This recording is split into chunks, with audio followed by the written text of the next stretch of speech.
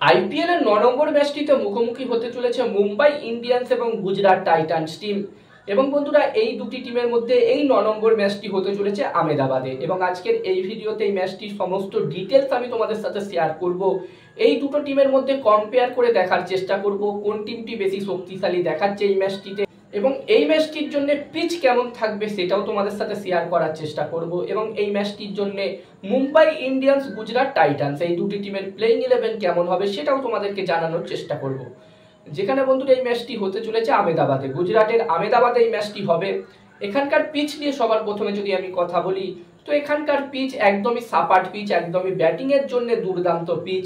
কদিন আগে এখানে একটি ম্যাচ হলো, আমরা দেখলাম গুজরাট টাইটান্স এবং পাঞ্জাব কিংস টিমের মধ্যে, এবং ওই ম্যাচটিতে হাই স্কোরিং একটি ম্যাচ আমরা দেখলাম। পাঞ্জাব কিংস টিম যেখানে প্রথমে ব্যাটিং করে 240 প্লাস স্কোর করে দিয়েছিল, এবং এই রানটি গুজরাট টাইটান্স টিম চেস করতে নেমে তারাও কিন্তু 230 প্লাস স্কোর করে দিয়েছিল। এখানকার পিচ একদমই সাপাট পিচ, এবং এই ম্যাচটিতেও আমরা একটি হাই স্কোরিং ম্যাচই দেখতে পেতে পারি। আমার যতদূর মনে হচ্ছে এই ম্যাচটি তো এই দুটি টিমের মধ্যে একটি হাই স্কোরিং ম্যাচই হবে। আর বন্ধুরা, এখানে গুজরাট টাইটান্স মুম্বাই ইন্ডিয়ান্স দুটি টিমই কিন্তু তাদের প্রথম ম্যাচটি হেরে এই ম্যাচটি খেলতে আসছে। গুজরাট টাইটান্স টিম তাদের প্রথম ম্যাচটিতে পাঞ্জাব কিংস টিমের বিরুদ্ধে ম্যাচটি হেরেছে।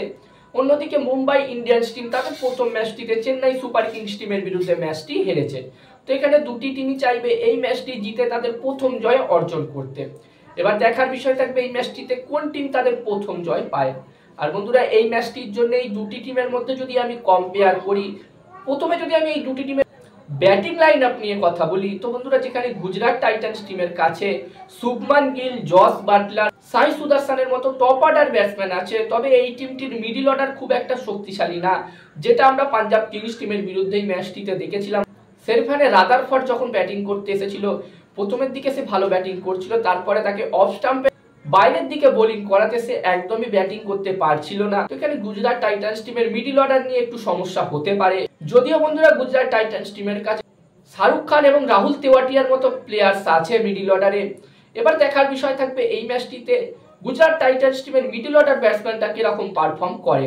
অন্যদিকে বন্ধুরা মুম্বাই ইন্ডিয়ান্স টিমের কথা বললে, যেখানে বন্ধুরা মুম্বাই ইন্ডিয়ান্স টিমের ব্যাটিং লাইন আপ অনেকটাই শক্তিশালী আমরা সকলেই জানি। যেখানে মুম্বাই ইন্ডিয়ান্স টিমের কাছে রোহিত শর্মা, সূর্য কুমার যাদব, তিলক বার্মার মতো প্লেয়ার আছে। অন্যদিকে বন্ধুরা এই ম্যাচটিতে হার্দিক পান্ডিয়াও অ্যাভেলেবেল থাকছে।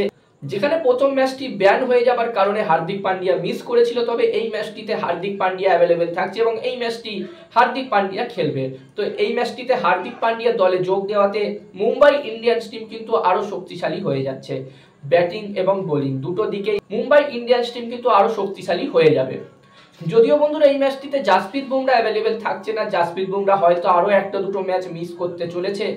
এবার দেখার বিষয় থাকবে জাসপ্রীত বুমরা কবে অ্যাভেলেবেল থাকে। আর এখানে গুজরাট টাইটান্স টিমের তুলনায় আমার মতে মুম্বাই ইন্ডিয়ান্স টিমের ব্যাটিং লাইন আপ একটু হলেও শক্তিশালী।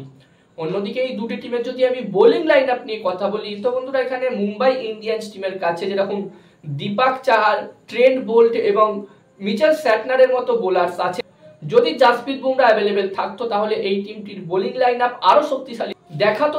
তবে জাসপ্রীত বুমরা যেহেতু নেই, জাসপ্রীত বুমরা ছাড়াই মোটামুটি ভালোই শক্তিশালী দেখাচ্ছে এই টিমটির বোলিং লাইন আপ। অন্যদিকে বন্ধুরা গুজরাট টাইটান্স টিমের বোলিং লাইন আপের কথা বললে, যেখানে গুজরাট টাইটান্স টিমের বোলিং লাইন আপও কিন্তু খুবই শক্তিশালী। রাশিদ খান, কাগিসো রাবাডা, মোহাম্মদ সিরাজের মতো বোলার্স কিন্তু গুজরাট টাইটান্স টিমের কাছে আছে। তো বন্ধুরা এই দুটি টিমের বোলিং কম্পেয়ার করলে, বোলিং লাইন আপ কম্পেয়ার করলে আমার মনে হচ্ছে এই দুটি টিমের বোলিং লাইন আপই সমানে সমানে আছে।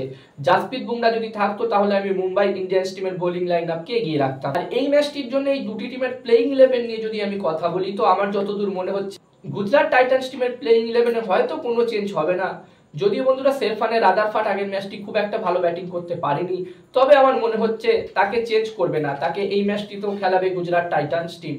অন্যদিকে মুম্বাই ইন্ডিয়ান্স টিমের কথা বললে, এই ম্যাচটিতে মুম্বাই ইন্ডিয়ান্স টিমে যেহেতু হার্দিক পান্ডিয়া আসছে, তাই একটি চেঞ্জ হতে পারে। এখানে রবিন মিন্সের জায়গায় আমার মনে হচ্ছে হার্দিক পান্ডিয়া প্লেইং 11-এ খেলবে। আর এখানে তোমাদের কি মনে হচ্ছে এই ম্যাচটির জন্য মুম্বাই ইন্ডিয়ান্স এবং গুজরাট টাইটান্স এই দুটি টিমের প্লেইং 11 কেমন হতে পারে? তোমরা কমেন্ট করে কমেন্ট বক্সে জানাতে পারো। আর এই ম্যাচটিতে আমি মুম্বাই ইন্ডিয়ান্স টিমকেই এগিয়ে রাখবো। আমার মনে হচ্ছে এই ম্যাচটিতে মুম্বাই ইন্ডিয়ান্স টিমেরই জেতার চান্স বেশি থাকবে। আর এখানে তোমাদের কি মনে হচ্ছে এই ম্যাচটি কে জিততে পারে, মুম্বাই ইন্ডিয়ান্স নাকি গুজরাট টাইটান্স? তোমরা কমেন্ট করে কমেন্ট বক্সে জানাতে পারো।